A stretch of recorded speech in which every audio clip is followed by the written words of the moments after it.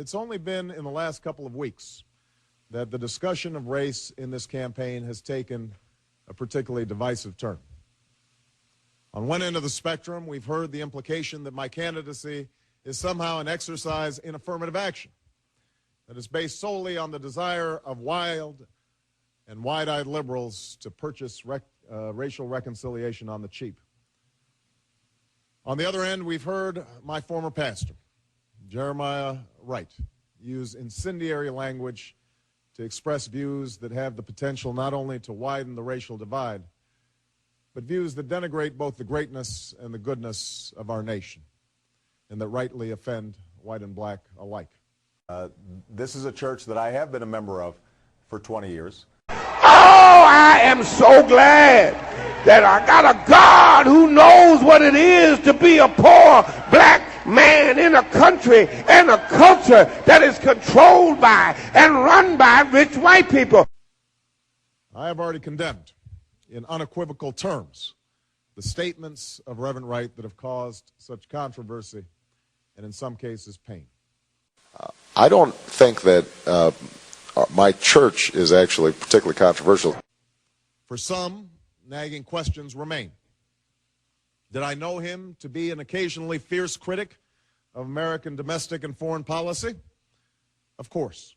Did you know that he had made these statements before the videotape appeared? You know, frankly, I didn't. I wasn't in church during the time that these statements were made. Now, Did I ever hear him make remarks that could be considered controversial while I sat in the church? Yes. I did not hear such incendiary language myself personally, either in conversations with him or when I was in the pew. Did I strongly disagree with many of his political views? Absolutely. I have to confess that those are not statements that I ever heard when I was sitting in the pews at this church. Just as I'm sure many of you have heard remarks from your pastors, priests, or rabbis with which you strongly disagree. You can walk out of a church. I mean, you can go up to a pastor and say, this is wrong. And as I said, Anderson, if I had heard any of these statements, I probably would have walked out, and I probably would have told Reverend Wright that they were wrong. But the remarks that have caused this recent firestorm weren't simply controversial. They weren't simply a religious leader's efforts to speak out against perceived injustice. I am sick of Negroes who just do not get it. Hillary was not a black boy raised in a single-parent home. Barak was. Barak knows what it means to be a black man living in a country and a culture that is controlled by rich white people. Hillary can never know that. Hillary ain't never been called a nigger. Instead, they expressed a profoundly distorted view of this country, a view that sees white racism as endemic and that elevates what is wrong with America above all that we know is right with America. Do you repudiate the man? Do you repudiate the comments? Do you repudiate both? No, I would not repudiate the man. As I said, this is somebody who I have known for 17 years, helped bring me to Jesus and helped bring me to church. A view that sees the conflicts in the Middle East as rooted primarily in the actions of stalwart allies like Israel, instead of emanating from the perverse and hateful ideologies of radical Islam. We have supported state terrorism against the Palestinians and black South Africans, and now we are indignant because the stuff we have done overseas is now brought right back into our own front yards. America's chickens are coming home to roost. Do you not know, though, that, I mean, you know, a couple days after 9/11, he said, you know, this was America's chickens coming home to roost, a result of what he called American terrorism around the world? I mean, you may not have been there, but you must have heard that he had said these things. We bombed Hiroshima, we bombed Nagasaki, and we nuked far more than the thousands in New York and the Pentagon, and we never batted an eye.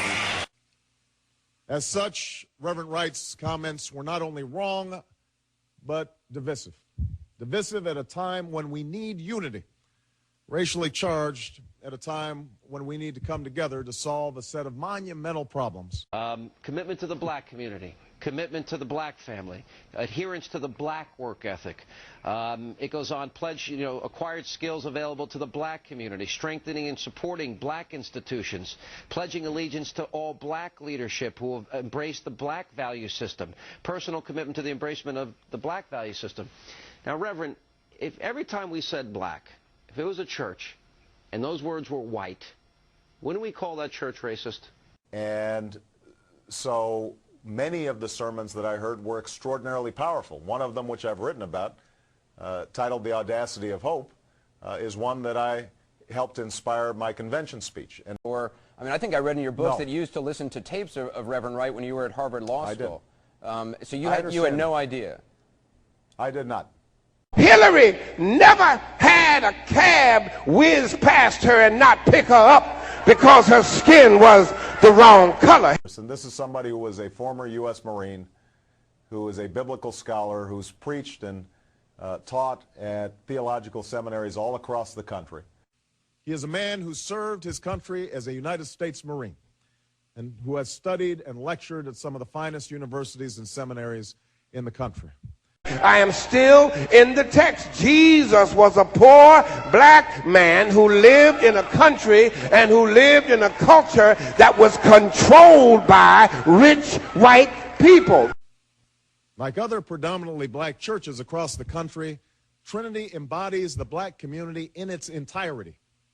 The doctor and the welfare mom, the model student and the former gangbanger.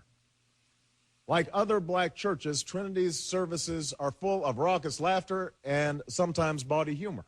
God bless America. No, no, no. Not God bless America. God damn America. That's in the Bible for killing innocent people. God damn America. They are full of dancing and clapping and screaming and shouting that may seem jarring to the untrained ear.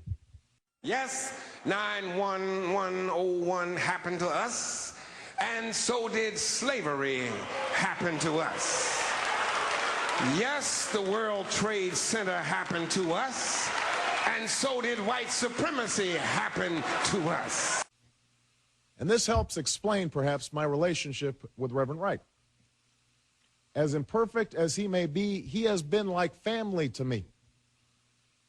He strengthens my faith, officiated my wedding, and baptized my children.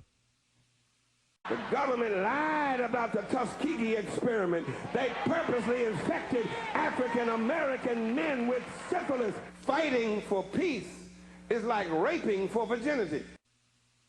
He contains within him the contradictions, the good and the bad, of the community that he has served diligently for so many years. I can no more disown him than I can disown the black community. And he is very close to Reverend Jeremiah Wright. If you'll recall, Bill, when he was debating with Hillary Clinton, he said, when it comes to Farrakhan, he renounced, he rejects, whatever, because he's not close to Farrakhan. They may live in the same city, but that's about it. But when it comes to Jeremiah Wright, you've got him right there in the pulpit, in the pews, listening, supporting Jeremiah Wright. The title of his book, Audacity of Hope, comes from a sermon by Reverend Jeremiah Wright. He knows of this hateful rhetoric that you just saw. He knows of the divisive, explosive, race-baiting language that Jeremiah Wright uses. But, the fact is that Barack Obama wanted Jeremiah Wright to justify himself, to make himself authentically black when he moved into Chicago. Now that he's in a different life and trying to be the national Barack Obama presidential candidate, he's turning away from Jeremiah Wright. He didn't want him when he was announcing for president in Springfield, Illinois. I have no intention of leaving the church itself. Your campaign saying this afternoon it had no plans to ask Reverend Wright to step down. Obviously, that has changed. Did he step down tonight, or did you ask him to leave? I think there was a recognition that he's on the verge of retirement, he's taking a sabbatical, and that it was important for him to step out of the spotlight in this situation.